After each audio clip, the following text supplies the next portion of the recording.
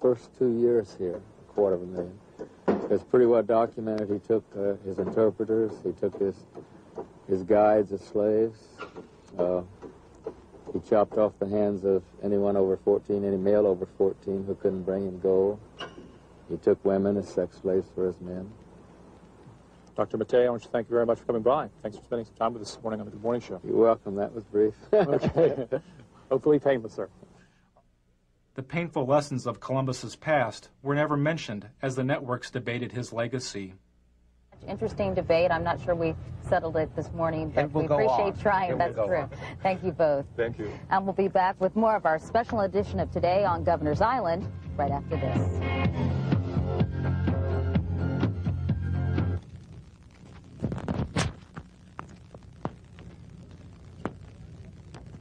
What did he say that made any sense? Anything? They just, think that he ruined the paradise and had no respect for nature and treated the Indians like dog do and... What the hell does he know? 1 minute. Okay.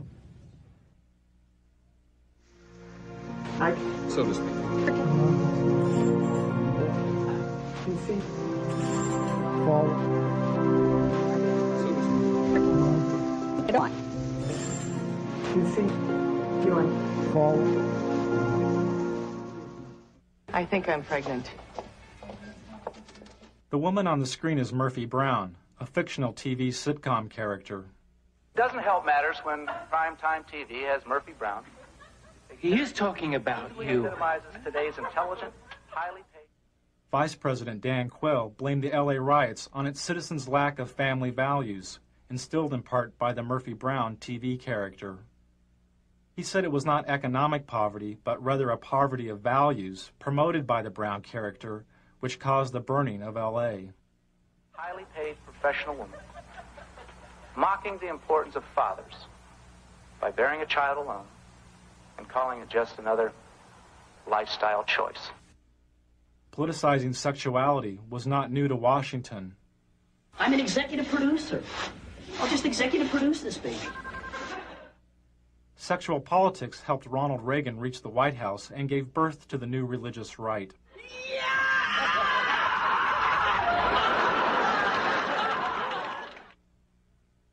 After the Republicans lost the presidency to Jimmy Carter, some conservatives theorized if the Republican Party would oppose abortion, they could split the strong Catholic voting bloc of the Democrats and elect a Reagan and Bush ticket to the White House. As a senator, George Bush was against outlawing abortion. But as Reagan's vice presidential running mate, Bush changed his position and supported a ban on abortion. Well, you haven't given us any specificity about where you stand on this, Senator. In the past, particularly in the House of Representatives, you voted against federal funding for abortions, and that meant for poor women. In some circumstances. Well, tell us the circumstances, please. All right. The circumstances debated have involved rape and incest and life, where the life of the mother is in jeopardy. As a congressman, Al Gore voted against using federal funds for abortion. But as a vice presidential candidate, he changed his position and supported using federal funds for abortion as part of the Clinton health care plan. That's what freedom is all about. That's what tolerance is all about. That's what our country stands for. Well, I'm still confused. I'll try one more time. When you voted against federal funding for abortions, except under the three circumstances you outlined, had your vote carried the day, you would have imposed your belief on poor women in this country. There was no and there is no national health insurance program today. We do not have the kind of comprehensive coverage. After the abortion questions, Gore's media advisor tells him how to turn around or spin the A question. I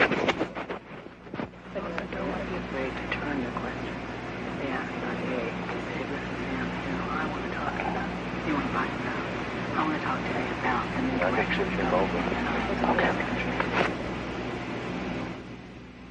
Okay.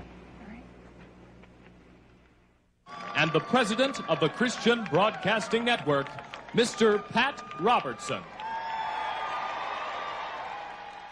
The 1992 Republican National Platform called for a complete ban on abortion, Nearly 30% of the platform committee was controlled by the Christian Coalition and its president, Pat Robertson.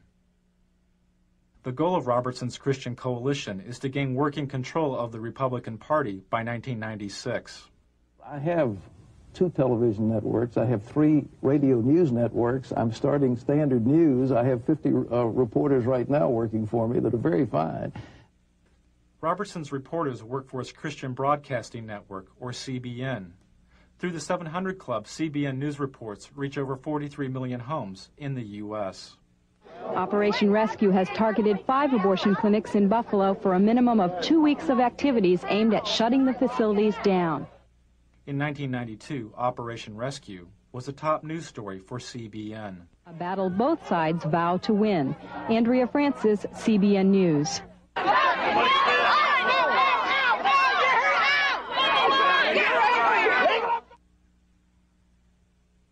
On the first day of the Republican National Convention, Operation Rescue broke through this line of clinic defenders and blockaded an abortion clinic near the convention site.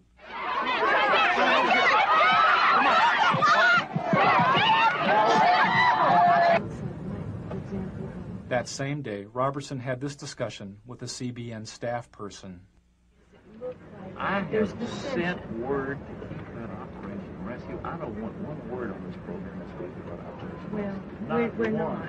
We're not. I don't want to cover it. I don't want to talk about it. And I want you to work. That same morning, Republicans who supported women's right to choose an abortion held a rally in Houston led by Ann Stone. Ann Stone, I'm not sure out there. I mean, we felt like we should cover it as in Don't cover anything about the abortion debate any longer. It doesn't matter. They passed the platform. You need to get cameras covering our rally, our diet. Oh, we're there. We're going to be there. And does it start? And then you need cameras It's crunch shooting time for President George Bush. or me sitting in the vice president's spot. Various things. You didn't have the president's spot? Both. Both. 5 minutes before. But I believe in objective news. I believe in balanced news. I don't want to slant the news. I just want to tell it like it is. How many camera camera crews do we have? We have 2. All right. You get 2 reporters, and you stick those cameras in face anybody you want to start asking a question. Hey, You Luke. want to ask a tough question, ask a Let tough them question. know Don't be right now nice. we haven't seen you. You know? I mean, get out there. Don't even say who you're from. He doesn't show, then we'll just go from the What do you think is the president of the taxes? You think this thing by Persian Gulf, there might be a military killing? You think that's election? I mean, And then Pat will discuss with them you know what I'm saying? I mean, and the camera right in their face. Senator, go up and ask you a question. Boom. We'll do. We'll do it. If they want to play hardball, we play hardball. I'm not sure at that point there's going to go on. Televangelists play some of their hardest ball at the expense of the gay community by using the AIDS crisis. 52, 786. It was a squeaker, but we made it. And the totals are going. By 1985, viewers were giving an estimated $100 million a year to Robertson's TV program. When televangelist Jim Bakker was sent to prison for mail fraud, and Jimmy Swaggart was caught with a prostitute, viewer donations to televangelism plummeted. A lot of broadcasters are gone. Some needed to, some it was financial pressure. Televangelist Jerry Falwell's ministry was nearly bankrupt. Then he sent out a fundraising letter which claimed AIDS-infected homosexuals were purposefully infecting citizens by knowingly giving their AIDS-infected blood to blood banks. In the fundraising letter, Falwell said, quote, "They know they are going to die, and they are going to take as many people with them as they can," unquote. His ministry was revived.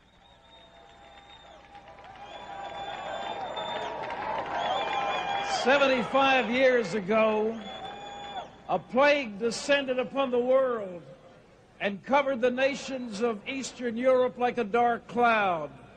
But ladies and gentlemen, a more benign but equally insidious plague has fastened itself upon the families of America. At the Republican National Convention, Robertson characterized communism and government bureaucracies as plagues, a thinly veiled reference to the AIDS crisis. Robertson supports the theory that gays have conspired with other supposedly subversive agents in order to undermine the nation. Ladies and gentlemen, the carrier of this plague is the Democrat Party. That Republican convention was one of the most hateful things. I'm a Republican, but I'll tell you what, Pat Robertson personally was one of the reasons why I voted against George Bush. Okay, now, Pat, he's saying you would not let a pro-choice person chair your party, or you would try to stop it. He just contradicted what I just said. I'm sitting here in this chair telling you something different, and he said I won't do it. How does he know what I'll do? I think if he obviously didn't hear my speech at the convention, because it closed with a beautiful story of a lovely lady holding a little starving child in her arm, and it was a call for a better world and one nation under God. I can't see how anybody said that was hateful. I don't know where he's coming from, but there's something there that is not just on the surface, I think, because I didn't say the things he said I did. We'll be right back with Pat Robertson and Lynn Martin and more of your phone calls on Larry King Live, then Tina Sinatra. Don't go away.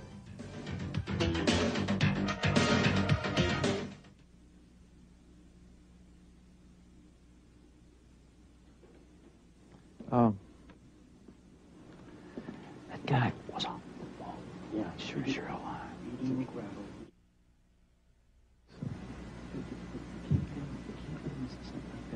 take the one sentence, turn it around, go into the issue. Remember, you're answering the questions. Okay. You can talk about anything you want to.